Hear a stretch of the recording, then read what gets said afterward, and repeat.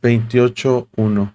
Ay de la corona de soberbia de los ebrios de Efraín, y de la flor caduca de la hermosura de su gloria que está sobre la cabeza del valle fértil de los aturdidos del vino. Comienza una nueva sección de 8 capítulos del libro de Isaías en los que se enfoca en los pecados de la nación de Judá. Ahora usted preguntará, ¿por qué tanta repetición en Isaías de mensajes de advertencia en contra del pueblo de Dios? ¿Por qué tantas veces y tantas repeticiones? Porque es importante, hermanos, entender que el propósito de Dios al predicar y mandar a los profetas predicar su palabra es el arrepentimiento del pueblo. Y Dios está hablando una y otra vez para que el pueblo se arrepienta y para que el pueblo pueda evitar los juicios que se estaban pronunciando que vendrían contra ellos. Y comienza este capítulo con una palabra ay que describe un lamento, pero sobre todo una advertencia, un castigo, un juicio que viene contra algún tipo de actitud o de persona en particular. Y esto comienza refiriéndose a la tribu de Efraín, que era representativa de la tribu o de la nación de Israel, el reino del norte. Efraín era la tribu más predominante del reino del norte y por eso se enfoca hacia ellos. Y la distinción o lo primero que se enfoca es hacia la actitud de soberbia que ellos tenían, una supremacía, un deseo o más bien una actitud de autosuficiencia que les llevaba a no buscar a Dios, inclusive buscar más los placeres terrenales. Y aquí condena, hermanos, la soberbia, la corona de soberbia, que es como una actitud arrogante de superioridad y también una manifestación de enfoque a los excesos y a lo que era una vida inmoral y una vida, hermanos, de placeres como lo era el embriagarse. Les habla a los borrachos de Efraín, a los ebrios de Efraín, y también menciona en una manera alegórica a la flor caduca de la hermosura de su gloria, representando la gloria de Israel, la grandeza, como una flor que estaba en su esplendor, como una flor que estaba completamente, hermanos, nueva y que estaba, en todo su esplendor. Vamos a poner, pues usted puede fácilmente imaginar una flor, ¿verdad? Esplendorosa, hermosa. Usted puede imaginarla. La semana pasada mi esposa cumplió años y lo primero que hice fue conseguirle un ramo de rosas y estuve buscando un ramo de, vamos a decir, de 100 rosas. Es algo que es extremadamente difícil porque es muy caro y todo eso, pero le compré un ramo de rosas muy bonito y lo pusimos en un jarrón, no cupieron todas. Y del lunes pasado a esta semana, ya las flores están, pues prácticamente, todavía se ven bonitas, pero ya se están marchitando.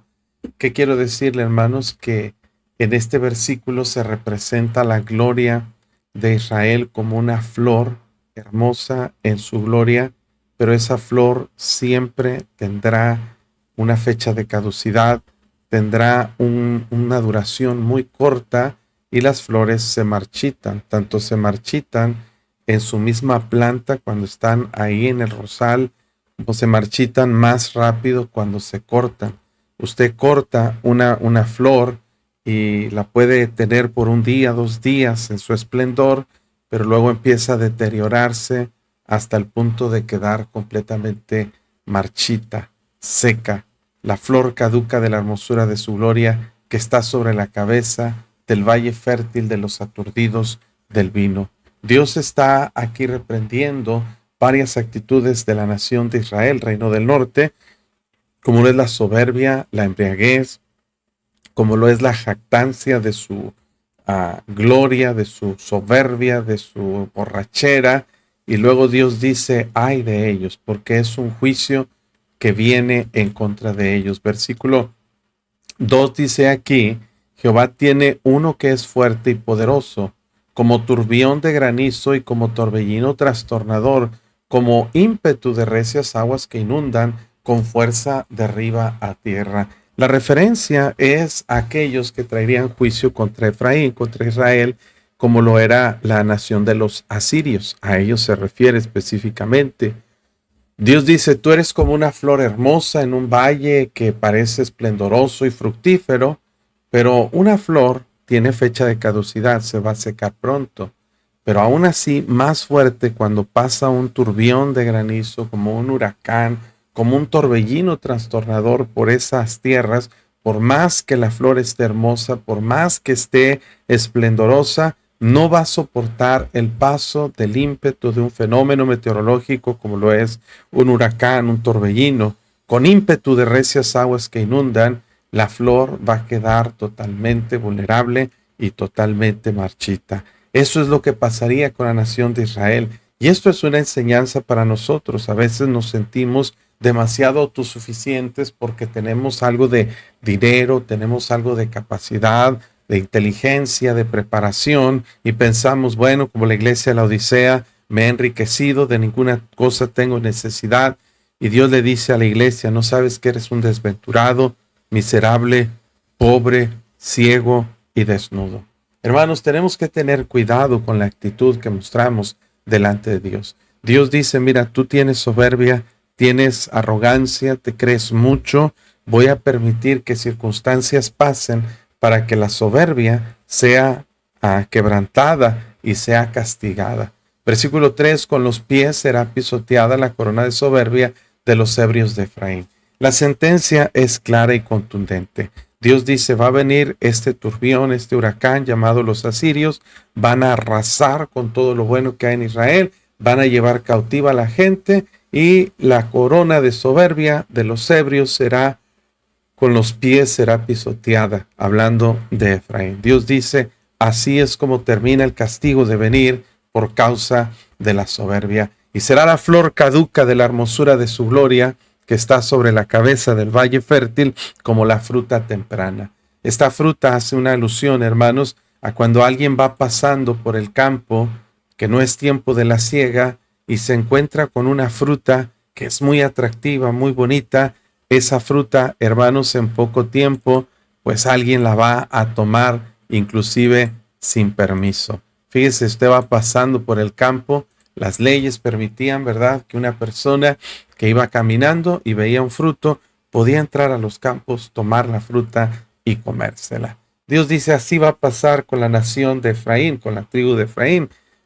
Pues tanta jactancia, arrogancia, es como un atractivo para los invasores. Y los asirios van a aprovechar esa hermosura de su gloria como si fuera una fruta temprana, que dice ahí claramente, especifica el versículo, la primera del verano, la cual apenas la ve el que la mira y se la traga tan luego como la tiene a mano. Cuando alguien veía una fruta que estaba madura, que estaba deliciosa a la vista, pues no tenía por qué esperar, no tenía por qué pasarse largo, podía simplemente arrancarla y tan rápido como la tuviera en la mano, se la tragaba, como quien dice, sin masticarla. Dios dice, así va a pasar con el pueblo de Israel por causa de su soberbia, la tribu de Efraín por causa de su arrogancia. Tan bonita, tan esplendorosa, tan fructífera, que va a ser una invitación para que los enemigos tomen de ella y la destruyan. En aquel día, y cambia la sección de estos versículos 1 al 4, refiriéndose a Israel, y ahora, hermanos, menciona un mensaje de esperanza. En aquel día, y bueno, es una frase recurrente en el libro de Isaías, en aquel día. La frase expresa el día en el que Dios traiga su juicio, pero también su reino sobre este mundo.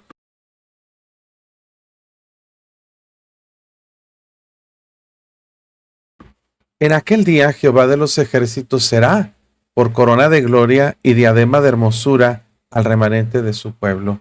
Hablando en un contraste del juicio que venía en contra de Efraín por la corona de su soberbia, Dios dice, yo te ofrezco otra corona que es una corona mejor, la corona de gloria, la diadema de hermosura que Dios puede ser al pueblo.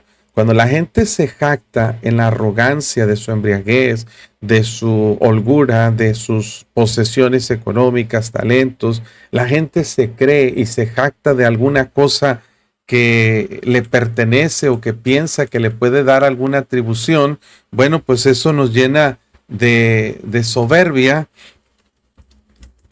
y nos llena de arrogancia.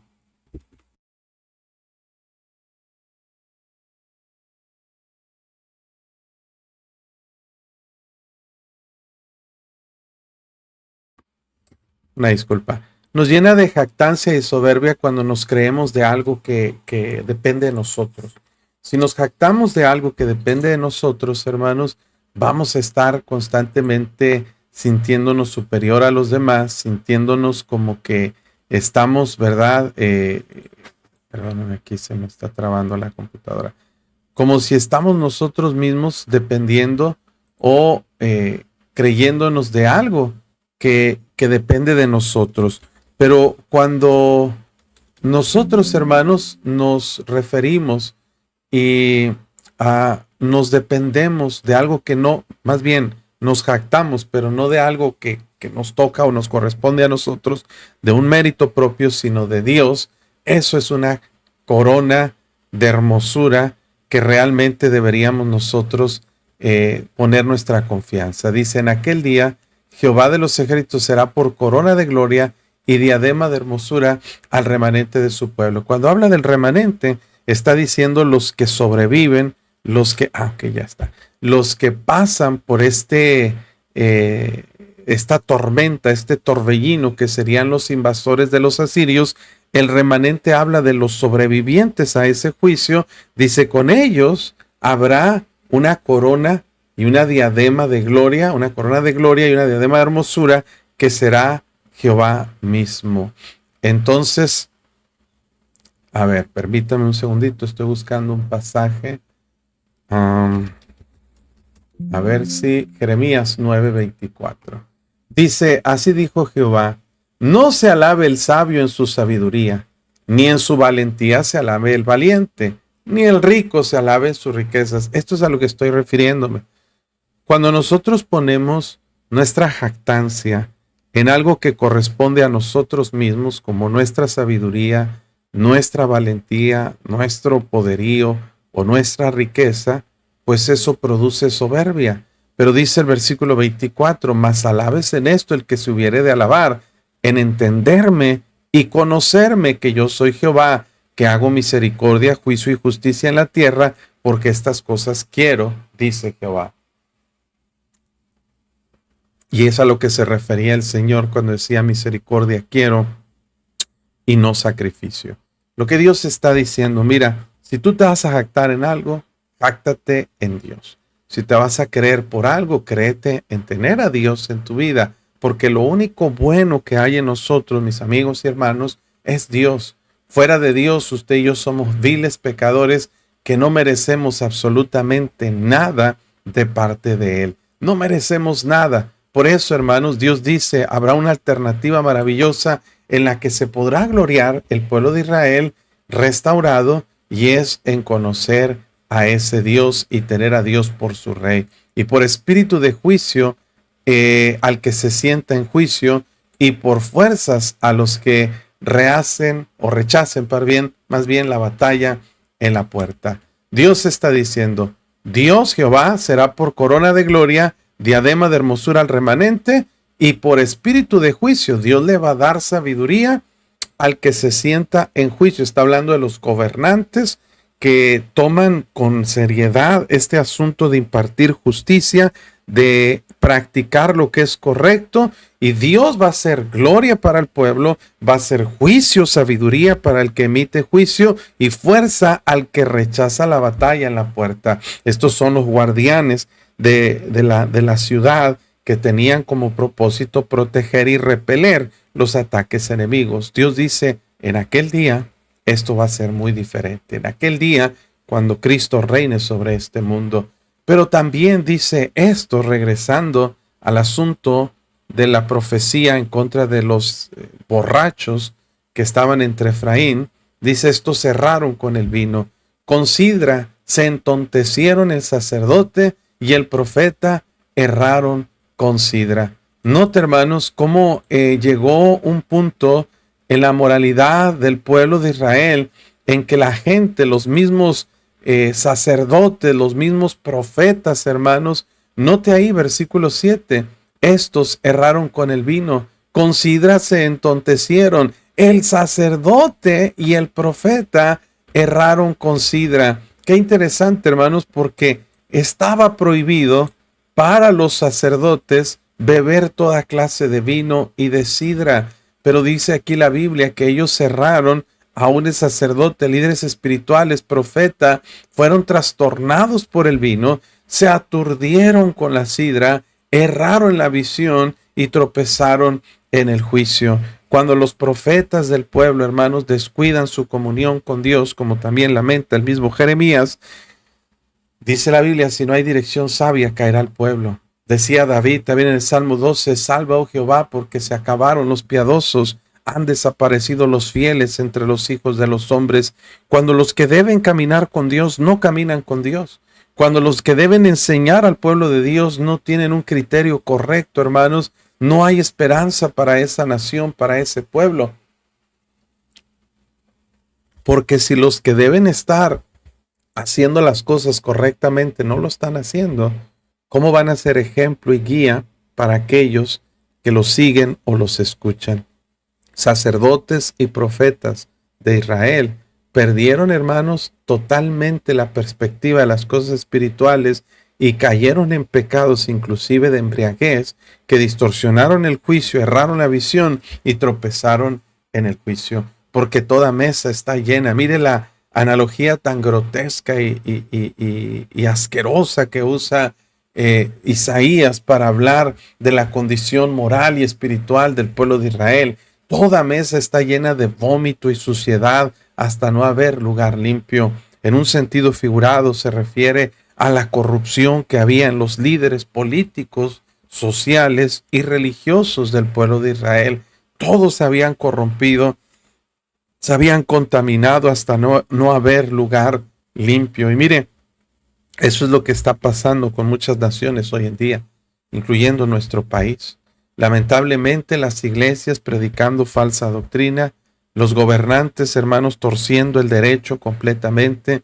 Estamos llegando a un estado de ingobernabilidad, porque, hermanos, un país donde se mata a los jueces, se mata a los alcaldes, se coacciona hacia los líderes, jueces y también a los gobernantes de que si no participan o toleran actividades criminales, se les sentencia a muerte, hermanos. Pues llega la corrupción hasta los ámbitos más remotos del país, desde el más chico hasta el más grande.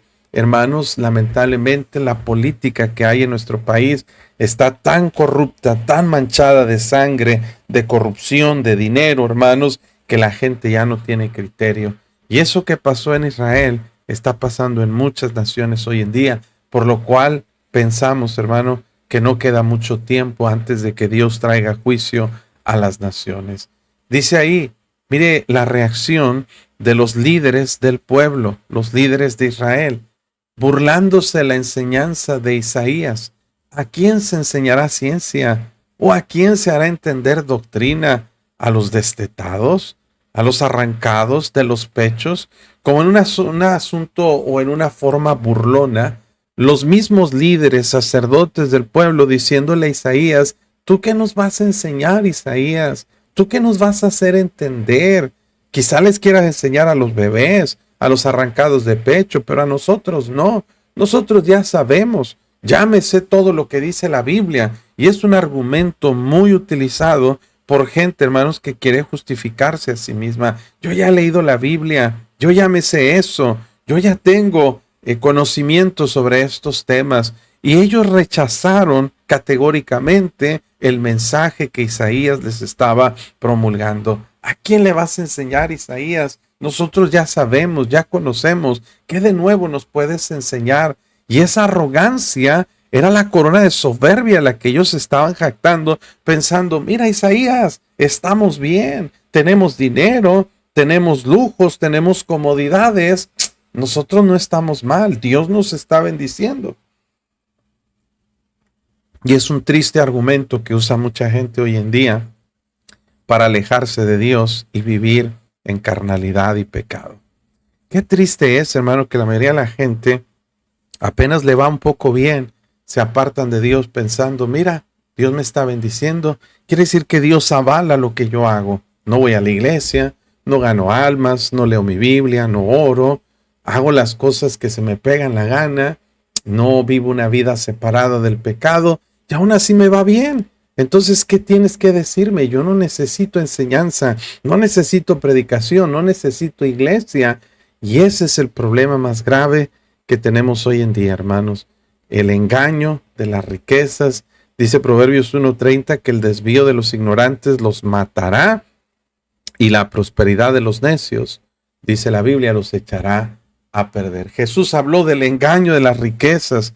¿Qué es el engaño de las riquezas? Esa actitud de pensar que porque tengo dinero estoy bien, y Dios dice, cuidado, porque ese es el engaño de las riquezas. Estás cayendo en un pozo, estás cayendo en un engaño donde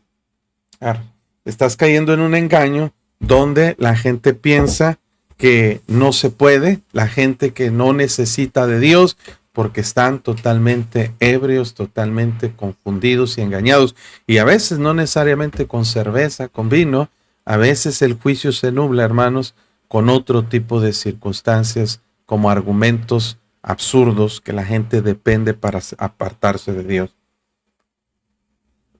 Y vemos aquí, en versículo 9, cómo Dios menciona que ellos se estaban burlando de la enseñanza de Isaías. Versículo 10, vea conmigo aquí. Porque mandamiento tras mandamiento, están los líderes diciéndole a Isaías, ay Isaías, mandamiento tras mandamiento, mandato sobre mandato, renglón tras renglón, línea sobre línea, un poquito ahí, otro un poquito allá. El juego de palabras que usan en el idioma hebreo es muy interesante porque es un tono burlesco y un tono de rechazo al mensaje de Isaías. Isaías, puro bla, bla, bla, puro mandato, puro predicación, puro contra el pecado. Esa es la actitud arrogante de los líderes del pueblo de Israel. Cuando escucharon la profecía de Isaías, se burlaban del profeta Isaías diciendo, ay, para ustedes todo es pecado, mandamiento sobre mandamiento, mandato sobre mandato, para ustedes todo está mal, tenemos que ganar almas, tenemos que ir a la iglesia, por eso es fanatismo. Prácticamente era la actitud que estaban tomando en contra de Isaías. Ahora, hermano, déjeme le digo algo. Lo que usted y yo hacemos con la palabra de Dios va a determinar lo que Dios va a hacer con nosotros. La manera como usted responde a la palabra de Dios es como Dios va a responder también a usted. Versículo 11, Dios dice, bueno, no quisieron escuchar a Isaías, bueno, pues les voy a predicar de otra manera. En lengua de tartamudos y en extraña lengua hablará a este pueblo. ¿A qué se está refiriendo? Bueno, la perspectiva era que cuando llegaran los asirios, les iban a hablar, les iban a dar instrucciones y ordenanzas que ellos no iban a entender. El lenguaje de los asirios sería muy diferente al lenguaje de los hebreos, diciendo, bueno, no quisiste oír de manera clara el mensaje del profeta Isaías, va a venir un mensaje que sin palabras vas a tener que entender, y va a ser a la fuerza. Esto está tremendo, hermanos, porque escuche lo que Dios está diciendo. ¿No quieres escuchar a la buena? Pues vas a tener que escuchar a la mala. Si no escuchas el mensaje hablado, el mensaje predicado, vas a tener que escuchar el mensaje de las experiencias negativas, dolorosas, de los quebrantos que van a venir a tu vida. En lengua de tartamudos, hablando de los asirios, en extraña lengua hablará a este pueblo. Dice, a los cuales él dijo, este es el reposo. Dad reposo al cansado, y este es el refrigerio. Mas no quisieron oír. Qué claro el mensaje Dios está dando a través de Isaías. Isaías va y les predica, les dice, oigan, arrepiéntense. La corona de su soberbia va a ser arrasada. hey, hagan caso a la voz de Dios. Y la respuesta de ellos en soberbia, ay, Isaías, ya, ¿qué nos puedes enseñar? Enséñale a los bebés, enséñale a los niños. Dame, tú estás obsesionado con este asunto legalista, Isaías. Tú nos estás juzgando, mandato sobre mandato, bla, bla, bla, bla, bla. ¿Qué dice Dios? Bueno, te ofrecieron reposo, te ofrecieron paz, te ofrecieron prosperidad de parte de Dios, pero no quisieron oír. Qué triste, hermanos, esta condición. Jesús le dice a la gente que le escuchaba, venid a mí, todos los que estéis trabajados y cansados, y yo os haré descansar. Llevad mi yugo sobre vosotros y aprended de mí, que soy manso y humilde de corazón. Como Jesús le dijo también, ¿verdad?, a la ciudad de Jerusalén, que apedreas a tus profetas, que matas a tus profetas y apedreas a los que te son enviados. ¿Cuántas veces quise reunirte bajo mis alas, como la gallina recoge los polluelos bajo sus alas? Pero dice Dios, y no quisisteis. Note, hermano, aquí no hay una voluntad irresistible de Dios. Fue una voluntad personal de la nación de Israel que ellos no quisieron oír, no quisieron escuchar, no quisieron lo que Dios les ofreció. Y escúcheme, hermano, porque esto es importante. Usted y yo escuchamos domingo tras domingo promesas de Dios, ofertas que Dios nos hace para estar en paz con Él, para arreglar cuentas con Él, para arrepentirnos del pecado, para encontrar remedio y solución a nuestro estilo de vida que nos aleja de Dios, pero muchos no quieren oír. Y estoy hablando de cristianos, hermanos, que se van a pasear el domingo en lugar de ir a escuchar la predicación, que se van a visitar la abuelita, que se van de compras, que se van de paseo. Cómo me duele mi corazón como pastor ver gente de la iglesia, hermanos, paseándose los domingos cuando el culto de la iglesia está predicándose la palabra de Dios. Y con mucha arrogancia la gente dice, no, yo no necesito eso, ya me lo sé. ¿Qué puede predicar el pastor que no haya escuchado yo? Y esa actitud arrogante es la que Dios toma con cuidado. Y no inmediatamente, porque el juicio se tardó en llegar. Recuerda, hermanos, que los asirios vinieron a Israel unos cuantos años después de la profecía de Isaías, y muchas veces hemos visto en los capítulos anteriores la advertencia que Dios le hace: hey, los asirios vienen, los asirios te van a castigar, los asirios te van a llevar cautivos, arrepiéntete, arrepiéntete, arrepiéntete. Dios podía posponer ese castigo por mucho tiempo mientras que el pueblo se arrepintiera. De hecho, lo hizo en días de Ezequías, hermano, en días de Josías también. Pero ¿qué sucede? Que la gente no quisieron oír. La palabra pues de Jehová, dice, le será mandamiento tras mandamiento, mandato tras mandato, renglón tras renglón, línea sobre línea, así como ustedes se burlaban diciendo puro mandato y mandato, puro esto y puro aquello. Bueno, el mismo mensaje va a ser dado por Dios, que le era dado en paz a través de un profeta, a través de las circunstancias difíciles que traían los asirios, a través del cautiverio y la conquista que tuvieron sobre ellos. O sea, el mensaje no cambia. El mensaje va a ser dado. El mensaje puede ser recibido a la buena o a la mala.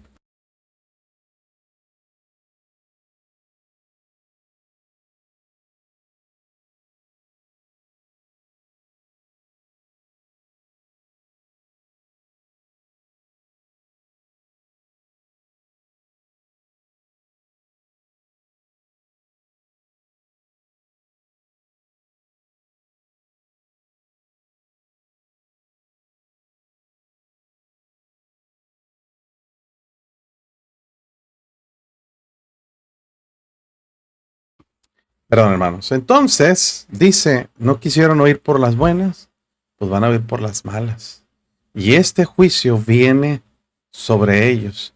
Un poquito allí, la misma manera que ellos dijeron. Otro poquito allá, hasta que vayan y caigan de espaldas y sean quebrantados y enlazados y presos. Fíjense, el mensaje es sencillo. A veces lo leemos, pero no lo entendemos. Yo les confieso que he leído este capítulo, pero no me he detenido a entender frase por frase, palabra por palabra, el significado que Dios está dando al pueblo de Israel. Y eso, hermanos, trae bendición a nosotros porque realmente, si no queremos escuchar por la buena, va a haber una manera que Dios va a captar nuestra atención. Y fíjese la actitud que ellos mostraron. Dios dice, esa misma actitud es la que van a tener estos juicios, estos asirios con ustedes. Así de la manera que tú te burlaste de la palabra de Dios, la palabra de Dios te va a llegar y la palabra de Dios va a ser, así como tú lo dices, mandatos tras mandato, mandamiento tras mandamiento, renglón tras renglón, línea sobre línea, un poquito ahí, otro poquito allá, hasta que vayan y caigan de espaldas y sean quebrantados, enlazados y presos. Por tanto, mire, aquí está el sentido. Varones burladores que gobernáis a este pueblo que está en Jerusalén, oíd las palabras de Jehová. Ahora, el mensaje era para los asirios, era para los efraínitas, para los israelitas, el reino del norte, y cambia drásticamente a Judá, diciendo, mira, lo que les pase a ellos es lo mismo que les va a pasar a ustedes. Varones burladores que gobernáis a este pueblo que está en Jerusalén. Ahora el mensaje brusca y drásticamente se usa para ilustrar el mensaje a la nación de Judá, a los gobernantes que están en Jerusalén, que estaban empezando a tomar las mismas actitudes que el reino de Israel. Por cuanto habéis dicho, fíjense, en alguna manera la nación de Judá llegó a pensar que había algo que a ellos les impedía enfrentar el juicio que estaban enfrentando los reinos del norte, los de Damasco. Recuerde que el trasfondo político en el que estaba profetizando Isaías era un entorno, hermanos, en que había mucha guerra, mucha inestabilidad, había muchos movimientos políticos, se estaban levantando los asirios y conquistando. Ya habían conquistado a los babilonios, ya habían conquistado a Damasco, ya habían destruido el reino de Siria. Yo veo un poquito borrosa la cámara, ¿verdad? Ya habían destruido a los sirios, ya habían invadido, los asirios ya habían invadido, hermanos, a Edom, ya habían invadido a los filisteos, ya habían invadido, hermanos, todos los reinos de Edom y los reinos de alrededor de Israel. Y ahora, hermanos, ellos estaban por conquistar Samaria, el reino del norte, que eventualmente lo hicieron, y Judá hasta cierto punto dijo, mira, todos están cayendo, pero yo no. Y ellos llegaron a atribuir ese tipo de libertad que ellos tenían, algunos pactos que habían hecho con entidades o con fuerzas malignas, hermano. Por ejemplo, dice aquí, por cuanto habéis dicho, pacto tenemos hecho con la muerte e hicimos convenio con el Seol. Cuando pase el turbión del azote, fíjese lo que dice ahí, ah, no llegará a nosotros, porque hemos puesto nuestro refugio en la mentira y en la falsedad nos esconderemos. La actitud del reino de Judá era confiar, pero voy a ver si se enfoca la cámara porque creo que ahí está, ya. O yo veo borroso o la cámara estaba mal enfocada. Dice, hemos puesto nuestro refugio en la mentira y en la falsedad nos esconderemos.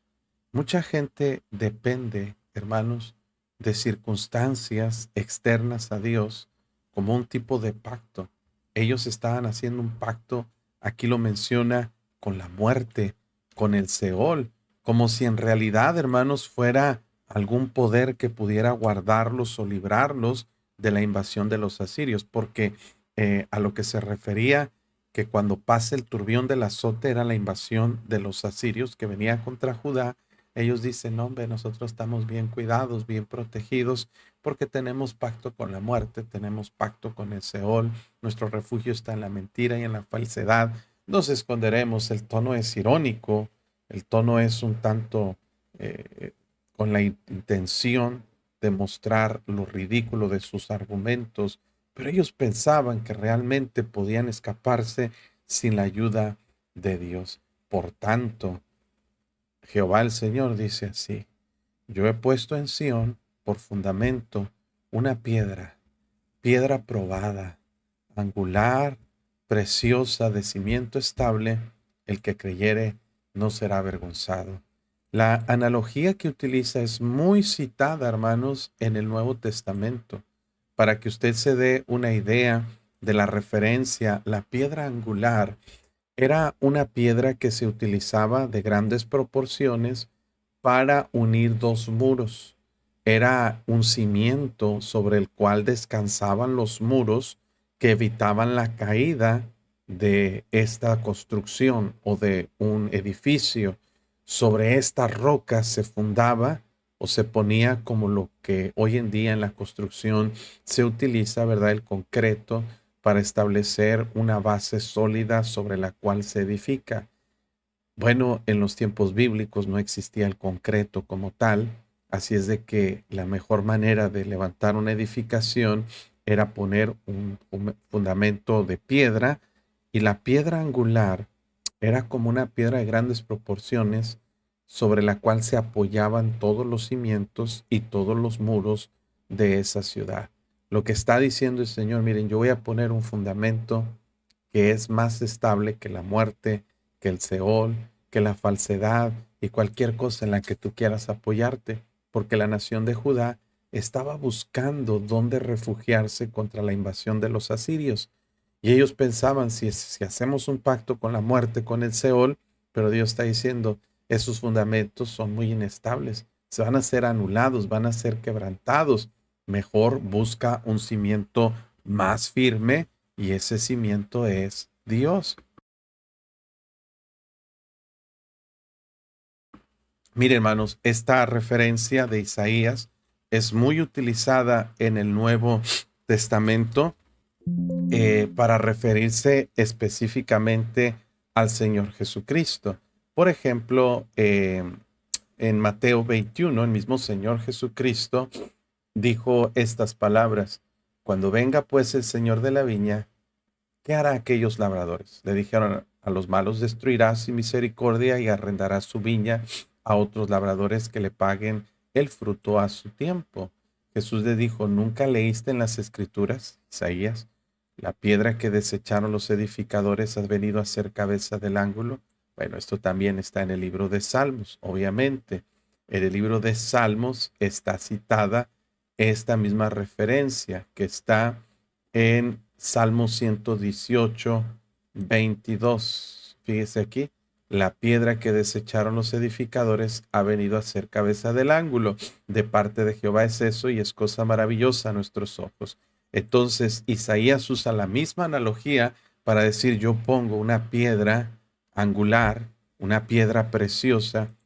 Mire aquí, dice: he aquí yo pongo en Sión por fundamento una piedra, piedra probada, angular, preciosa, de cimiento estable, el cual el que creyere, dice, no se apresure. Dios está diciendo: esa piedra es Jesucristo, es Dios encarnado. Lo mismo menciona Mateo cuando decimos, bueno, Jesús cuando dice Mateo, ha venido a ser, y esto es, Señor ha hecho, esto es cosa maravillosa. El reino de Dios será quitado de vosotros, de Israel, y será dado a gente que produzca los frutos. De la analogía o la parábola de la viña es que el Señor le encomendó su viña a unos que le rentó, y esos que rentaron no le pagaron fruto, no le pagaron renta, mataron a su hijo, y dice: ¿qué les va a hacer el Señor a esos trabajadores? Les va a quitar la viña y se la va a dar a otros que le paguen su fruto. Y esos otros habla del pueblo gentil. No es una teología de reemplazo, simplemente es cómo Dios tratará con el pueblo gentil, ¿verdad? Para recibir fruto que Él ha producido, que Él ha plantado a través del sacrificio de Cristo. Y el que cayere sobre esta piedra será quebrantado, y sobre quien ella cayere le desmenuzará. Entonces, hermanos, ahí tenemos una referencia a esta analogía. También, bueno, en Marcos 12:10 se hace la misma cita, ¿verdad? De la piedra que desecharon. Y también más adelante vamos al libro de Lucas, vamos a ver, Lucas 20:17 también refiere, la piedra que desecharon los edificadores ha venido a ser cabeza del ángulo. Todo el que cayere sobre esta piedra será quebrantado. Más adelante también en Hechos se hace referencia en 4:11, este Jesús es la piedra reprobada por vosotros edificadores, la cual ha venido a ser cabeza del ángulo, y en ningún otro hay salvación, porque no hay otro nombre bajo el cielo dado a los hombres en que podamos ser salvos. Aquí, hermanos, claramente se le atribuye a Jesús como la base, el fundamento tanto de la iglesia. Jesús mismo dijo, sobre esta roca, piedra angular, edificaré mi iglesia. También el mismo Pedro, hermanos, fíjese, en Efesios 2:20, Pablo dice, edificado sobre el fundamento de los apóstoles y profetas, siendo la principal piedra del ángulo Jesucristo mismo. No es Pedro, es Jesucristo. El mismo Pedro dice, acercándonos a él, piedra viva, desechada por los hombres, mas por vosotros escogida y para Dios escogida y preciosa. Y luego dice Pedro lo que Jesús le dijo a él. Yo también te digo que tú eres Pedro, tú eres una piedra, Pedro, y eres parte del fundamento con el que voy a edificar mi iglesia sobre la roca. Es un juego de palabras en hebreo muy entendible, pero muy confuso en español. Por eso la gente dice, es que Jesús le dijo a Pedro que él es la piedra, que él es la roca y que sobre él edificaría la iglesia. No, Pedro lo explica bien en su carta.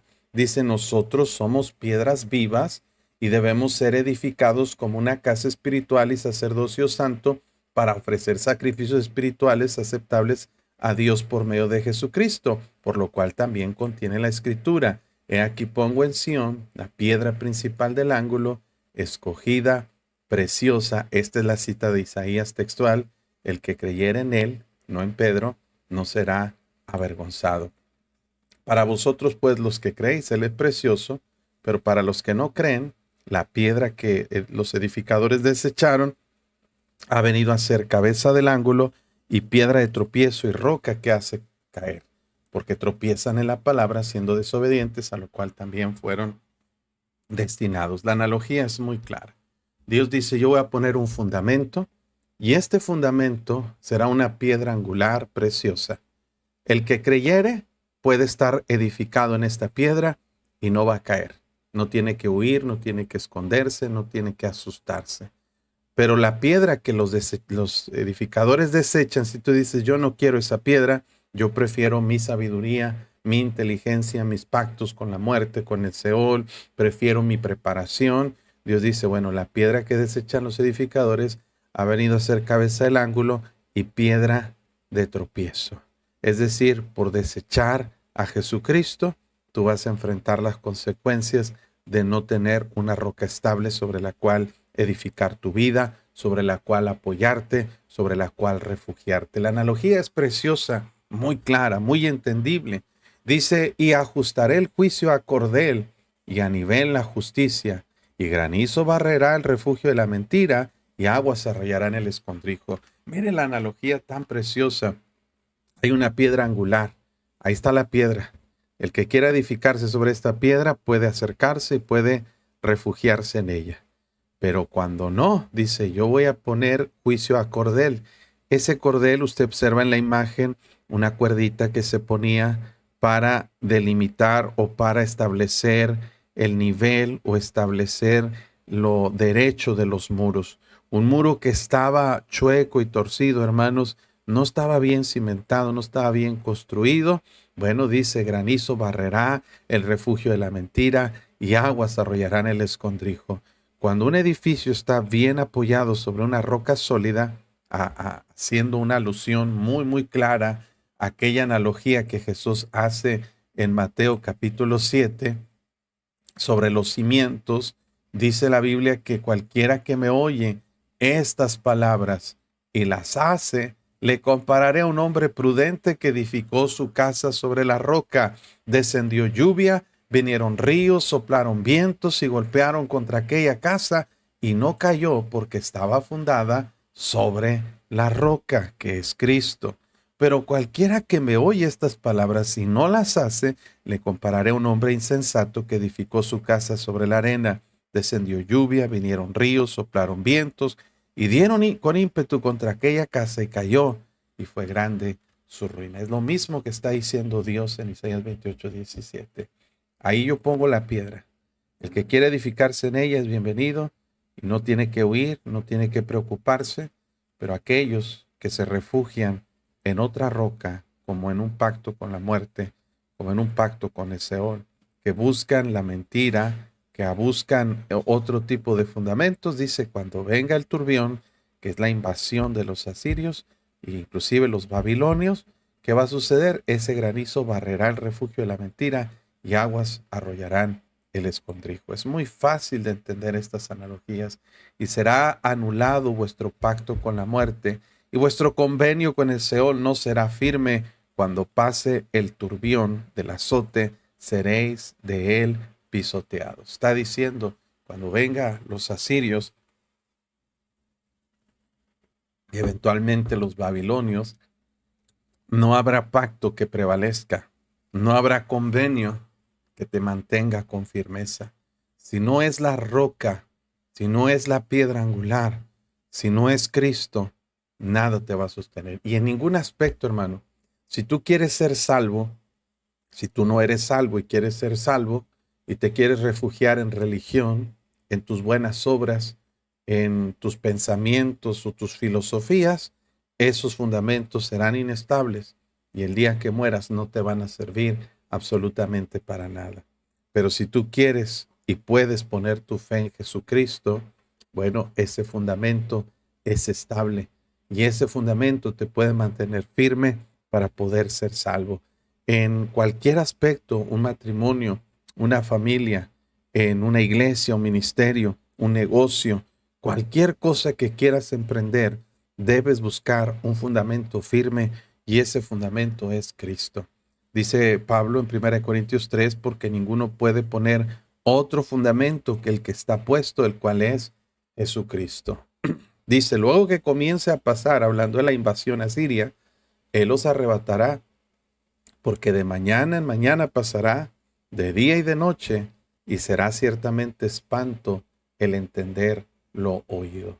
Dios dice, cuando ustedes entiendan, les caiga el 20 lo que les estoy diciendo, van a entender lo grave de la circunstancia, pero va a ser demasiado tarde. ¿Por qué? Porque los juicios ya habrán llegado y no van a cesar y no van a terminar hasta lograr un propósito cometido.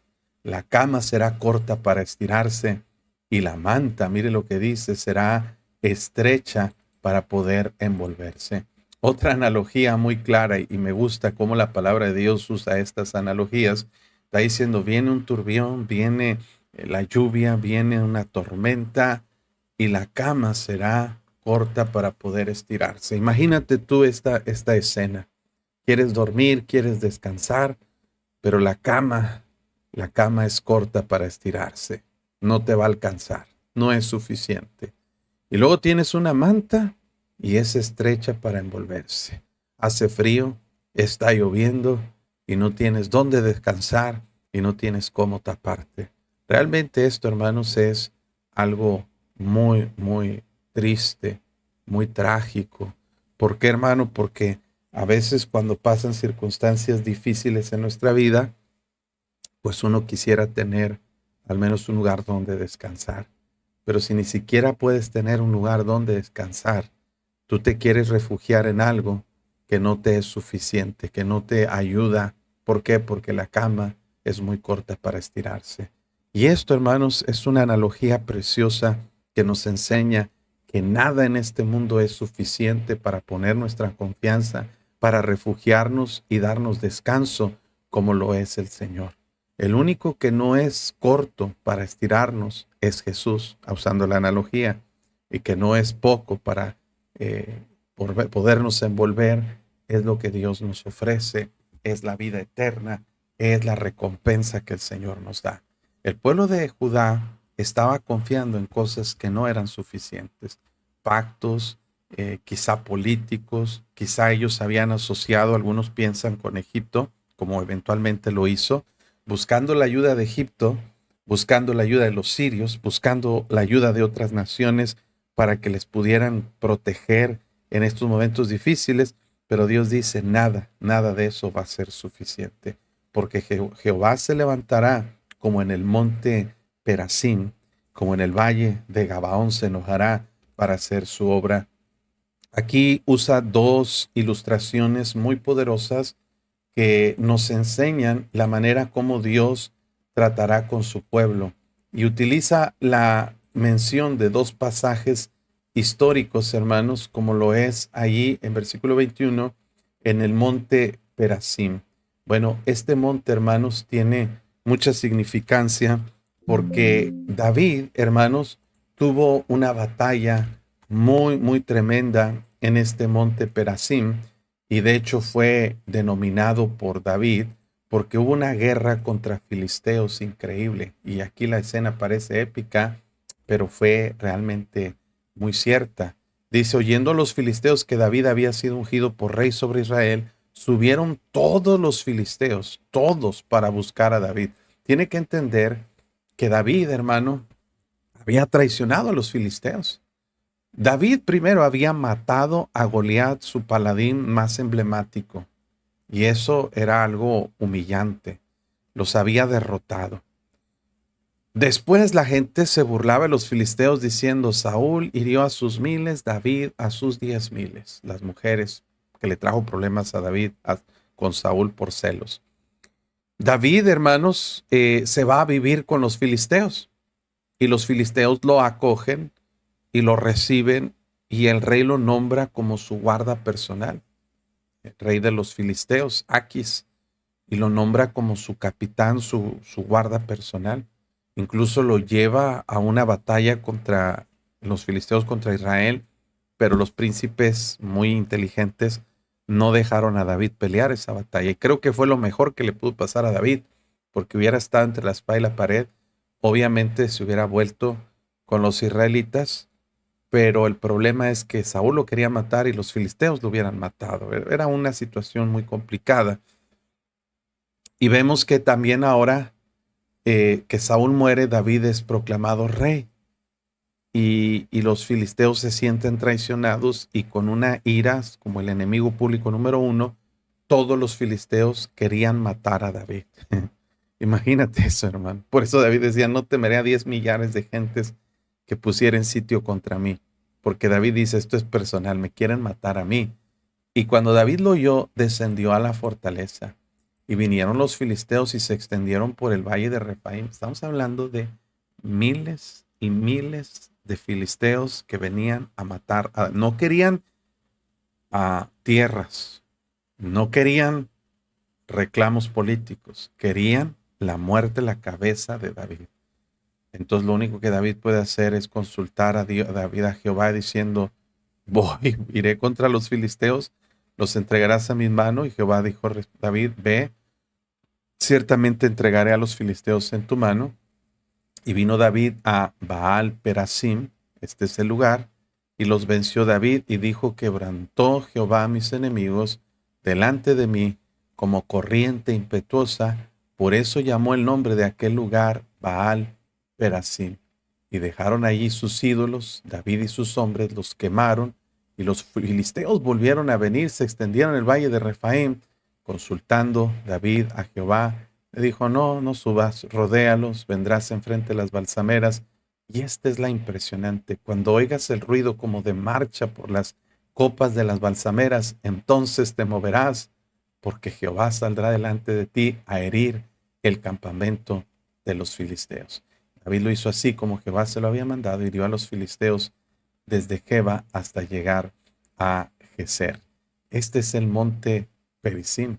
En el Primera de Crónicas, capítulo 14, se narra la misma historia, pero note, hermanos, cómo Dios dice, ¿verdad? La misma historia que derrotaron. Entonces, ¿qué pasó, hermanos? Dios fue quien mató a los filisteos.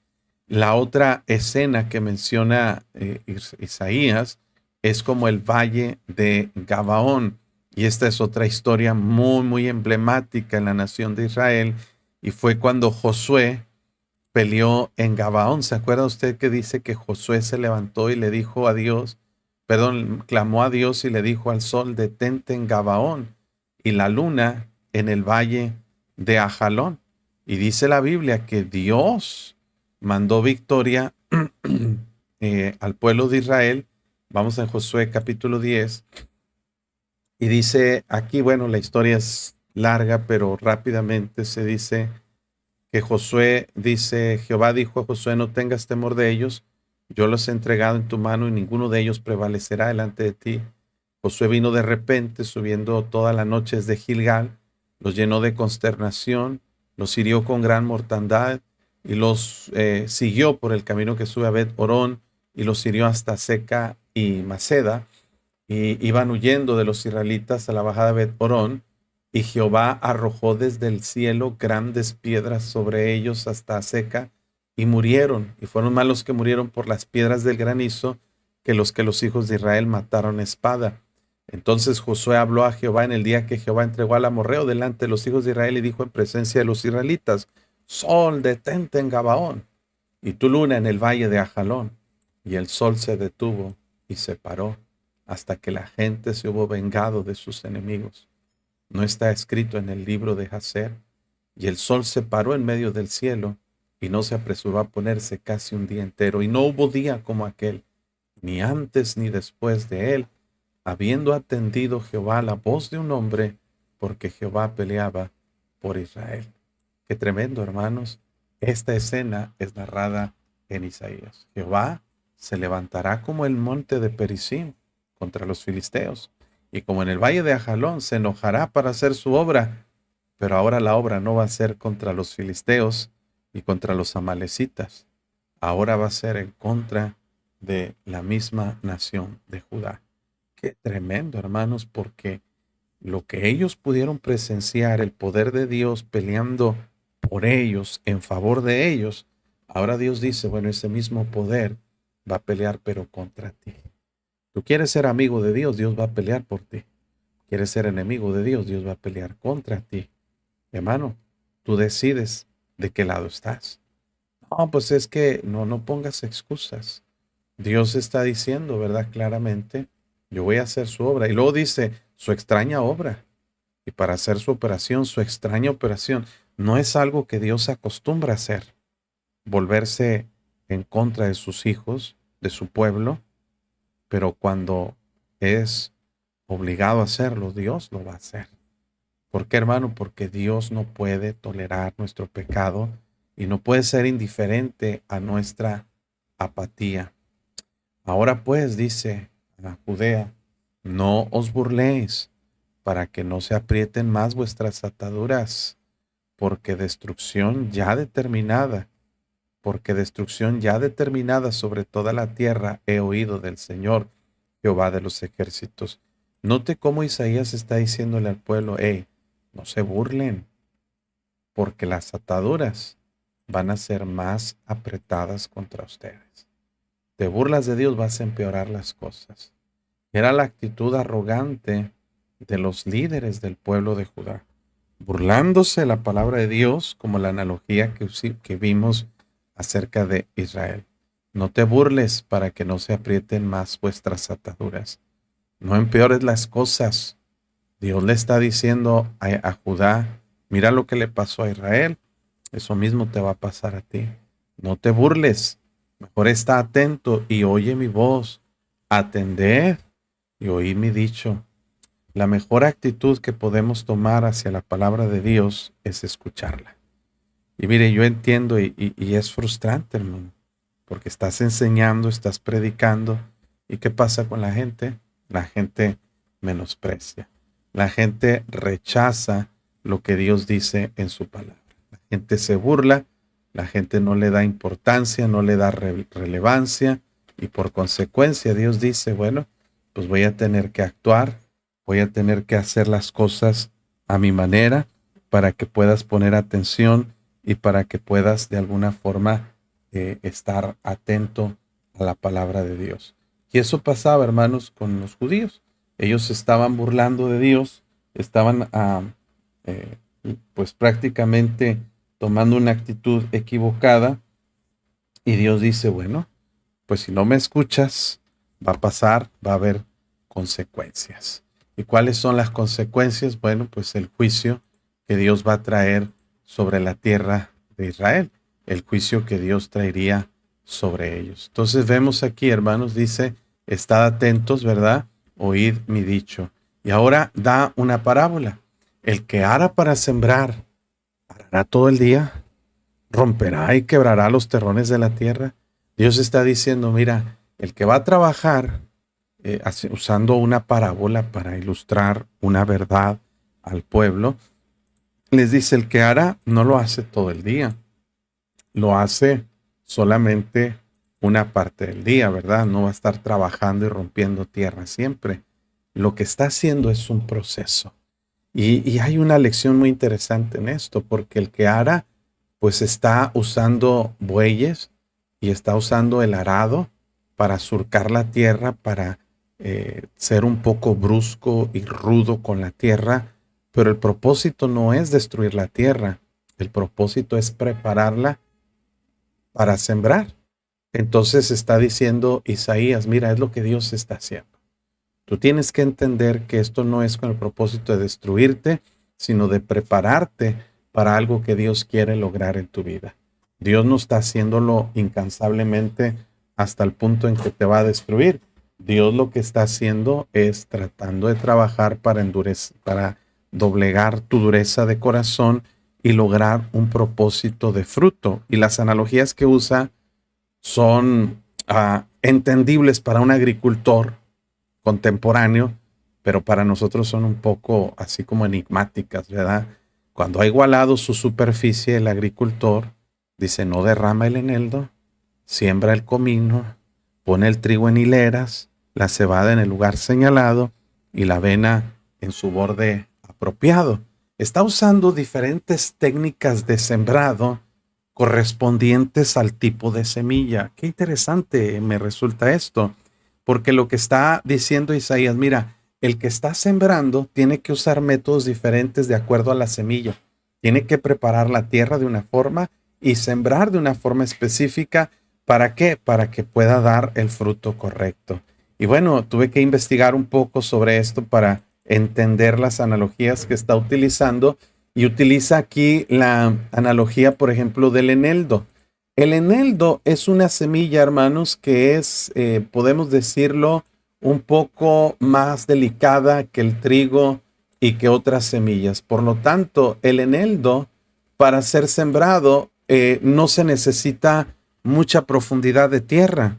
La tierra simplemente con que esté un poquito surcada, y el eneldo se avienta, le llaman ellos, ¿cómo le llaman? Como se esparce, vaya, nomás se avienta al montón de semillas, porque la semilla es abundante, no es cara y da fruto y sale más sencillamente. Entonces es más ligera la siembra, el eneldo.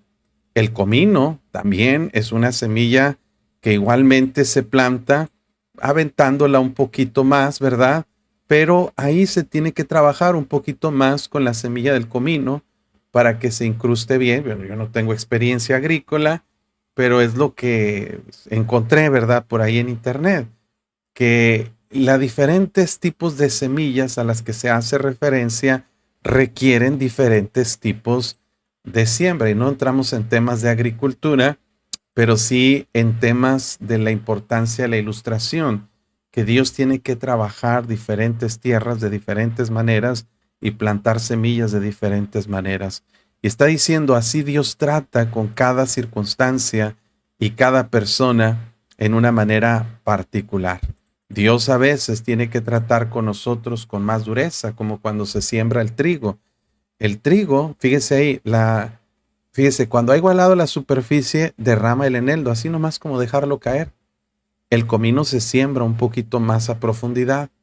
El trigo se debe poner más separado uno de otro en hileras específicas para que las plantas salgan a una distancia correcta, y la cebada se ubica en el lugar señalado y la avena en los bordes que era alrededor del campo en lugares apropiados. Dios tiene que, como el agricultor, sembrar cada semilla de la manera correcta, en el lugar correcto y de la forma correcta, porque Dios le instruye y le enseña lo recto al agricultor. Pero Dios dice, lo mismo hago yo al tratar con el pueblo. Cuando yo trato con cada persona en particular, algunos necesitan más dureza, más trato duro, firme. Algunos entienden un poquito más con argumentos más sencillos, más fáciles, ¿verdad? Y pues hacen cambios en su vida de maneras más apropiadas, más correctas, pero otros son más duros de corazón y tenemos que darle más fuerte, ¿verdad? Hasta inclusive con una vara, con un palo, para que se meta la semilla a profundidad y pueda dar raíces. Entonces, es la manera como Dios trabaja en nuestra vida, hermanos.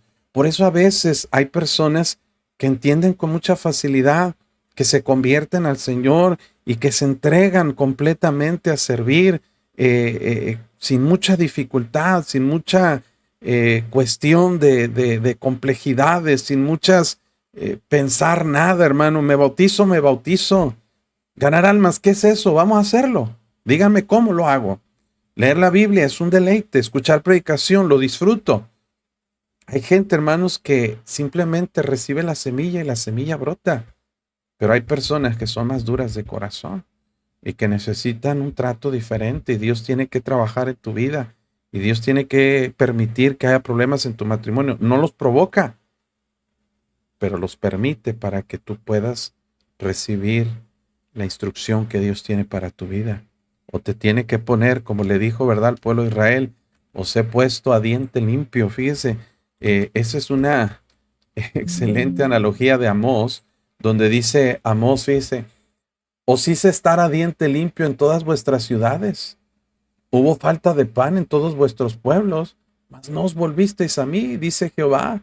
También os detuve la lluvia 3 meses antes de la siega, e hice llover sobre una ciudad, y sobre otra ciudad no hice llover. Sobre una parte llovió, y la parte sobre la cual no llovió se secó. Venían 2 o 3 ciudades a una ciudad para beber agua, y no se saciaban. Con todo, no os volvisteis a mí, dice Jehová. Os herí con viento solano, con oruga, la langosta devoró vuestros muchos huertos y vuestras viñas, y vuestros higuerales y vuestros olivares, pero nunca os volviste a mí, dice Jehová. Envié contra vosotros mortandad, tal como en Egipto. Maté a espada a vuestros jóvenes con cautiverio de vuestros caballos. Os hice a subir el hedor de vuestros campamentos hasta vuestras narices, mas no os volvisteis a mí, dice Jehová. Os trastorné como cuando Dios trastornó a Sodoma y a Gomorra, y fuiste como tizón escapado del fuego, mas no os volvisteis a mí, dice Jehová. Por tanto, de esta manera te haré a ti, oh Israel, y por cuanto te he de hacer esto, prepárate para venir al encuentro de tu Dios, oh Israel.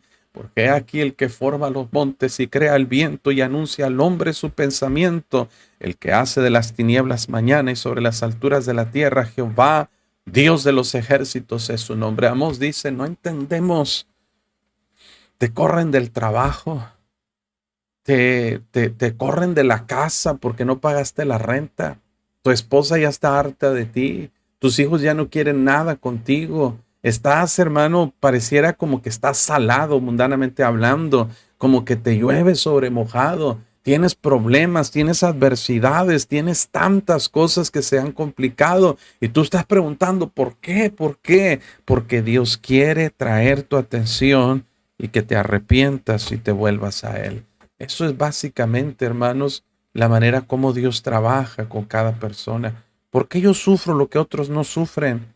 Porque Dios tiene que sembrar y trabajar con cada campo de manera particular, como Él sabe que el eneldo no se trilla con trillo. Fíjense, hermanos, tuve que investigar todo esto porque, pues como no somos agricultores, no sabemos a qué se refiere el trillo. Bueno, pues el trillo era una pieza de madera en la cual se colocaban piedras o púas en la parte inferior. Se jalaba el trillo con bueyes, hermanos, sobre las plantaciones, porque se tenía que quebrar la cáscara del trigo para que arrancara el grano. Trillar era una acción de triturar hasta cierto punto la cáscara del trigo para que suelte el grano. Y luego dice ahí, el eneldo no se trilla con trillo, ni sobre el comino se pasa rueda. El trigo necesita y otros tipos de, de, de, de, sí, de frutos requieren fuerza, requieren que se pase el trillo como esto. Las ruedas, dice aquí, rueda de carreta, era otra manera como se trituraba la espiga del trigo para que arrancara el grano y se quitara la cáscara, ¿verdad? Después se podía hacer esa separación. Con el eneldo no era lo mismo. El eneldo no necesitaba tanta dureza. El eneldo bastaba un poquito de sacudirla, el comino, un poquito de sacudirla, darle con una varita así golpecitos, darle un poquito ahí de sacudida y soltaba las semillas, los granos que se necesitaban para seguir plantando y para consumo, el comino, especie y el eneldo. Entonces Dios dice así a veces, hay gente que necesita un trato más duro y hay gente que con palabras nomás se entiende. Mire, hay gente que escucha este mensaje y Dios toca su corazón y lo quebranta. Y nomás una sacudidita que Dios nos da con su palabra y Señor, perdóname, Señor, me arrepiento. Señor, yo no quiero que pases el trillo sobre mí. Yo no quiero ser duro de cerviz e incircunciso de corazón. Pero hay gente, hermano, que las palabras le entran por un oído y le salen por el otro, que ni siquiera se esfuerza a entender y a escuchar. Y Dios dice, no, ellos necesitan un poco de trillo. Dios tiene el discernimiento y sabe cómo tratar con cada uno de nosotros. Por eso no te enojes con Dios si trata contigo un poco más fuerte que con otros cristianos. No es que Dios le da sus peores batallas a sus mejores soldados. Quítate ese argumento. No es eso. El asunto es que somos tercos, cabezones y duros y no entendemos. No es que eres el mejor soldado de Dios, es que eres el más cabezón y el más testarudo. Y a veces, Dios tiene que tratar con nosotros con trillo, o con vara, o con palo, pero fíjese aquí, el eneldo no se trilla con trillo, ni sobre el comino se pasa rueda de carreta, sino que con un palo se sacude el eneldo y el comino con una vara. El grano se trilla, pero no lo trillará para siempre, ni lo comprime con la rueda de su carreta, ni lo quebrantará con los dientes de su trillo. El trillo no es para destruir el trigo, no es con el propósito de aniquilación, es con el propósito de purificación, porque recuerde, el trigo necesita ser separado de la cáscara, del grano, de la planta, del fuelle. ¿Para qué? Pues para que pueda ser útil y práctico y convertirse en el pan que se necesita. Ahora, qué hermoso saber que el trigo es mucho más valioso que el eneldo y que el comino, y más nutritivo. Entonces, a veces Dios tiene que tratar con nosotros duro, pero porque el resultado que Él espera de nosotros es grande y es importante. Yo no sé usted, pero yo estoy muy complacido de entender estos pasajes. También esto salió de Jehová de los ejércitos, dice Isaías, para hacer maravilloso el consejo y engrandecer la sabiduría. Me encanta, hermanos, me encanta este capítulo. Yo sé que para muchos será aburrido, será pesado. La audiencia no sube mucho, mucha gente entre, ay, no, esto está pesado, me voy. Pero los que se quedan aprenden. ¿Por qué, hermano? Porque yo creo que necesitamos meditar lo que Dios quiere enseñarnos para no ser tan endurecidos y tan necesario que tengamos que ser confrontados con Dios por métodos más duros. Cuando somos entendidos, escuchamos y aplicamos a nuestra vida y obedecemos, hay un interés por escuchar instrucciones de Dios. No hay una burla como en el caso de Israel de pues ser un poco irónicos, indiferentes a la palabra de Dios.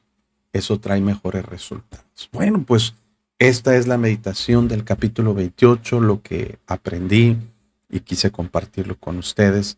Espero que usted pueda aplicarlo a su vida de manera personal y entienda la enseñanza que esto implica para nosotros. Si usted está mirando este video grabado, 3 favores que siempre les pido y muchos no hacen, pero se los pido insistentemente. Número uno, dele like. Es importante el like.